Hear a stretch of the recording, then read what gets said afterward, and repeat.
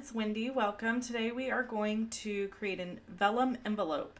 And there are a couple little tricks to vellum envelopes that I wanted to share with you, so that's why I'm doing this.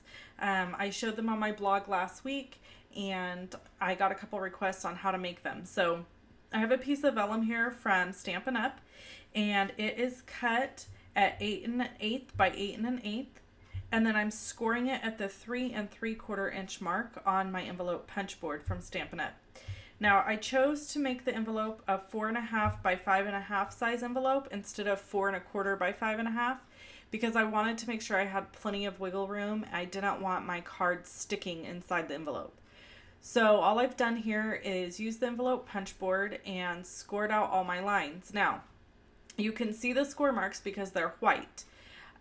But I will tell you, you can see here I'm being pretty careful on how I'm creasing my vellum.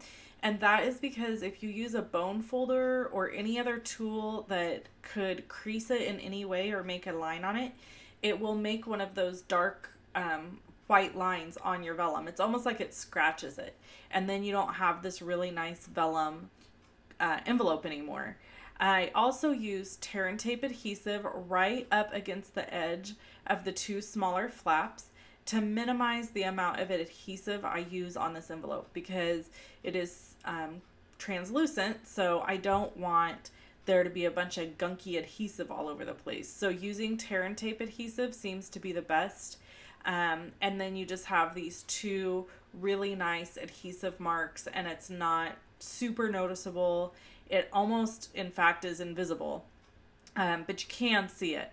Then I'm just trimming away the little tab there at the corner. Now, to address these envelopes, I have tips for you. So the way I'm addressing it, these are the cards that I'm putting in. So I'm making 2 of these envelopes, and these are the cards that I created to put in them so that you could kind of see the fairies and balloons through.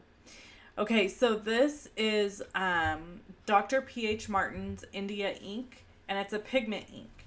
So I'm going to brush letter onto this vellum envelope, and I've sped the video up here because I'm really slow at this, so we would be here all day if you had to watch me do it slowly. This is way sped up, and it's still pretty slow. So I'm using an aqua painter with Dr. P.H. Martin's India ink. Now, if you didn't want to brush letter, that's okay. You could still just use a paintbrush and carefully write out the address if you wanted to use an ink like this. The other options for writing on these envelopes are Sharpie markers, anything that's a pigment-based ink. So this is another envelope I did with my niece Sadie's name on it, and I'm just adding rhinestones to it now because I just really wanted to decorate it up. So at the end, this is what Sadie's envelope ended up looking like, and then when you stick that card in there, you can kind of see the fairies and their little fairy dust through the card, and it just turned out really sweet. These are a couple other videos I have for you on how-tos.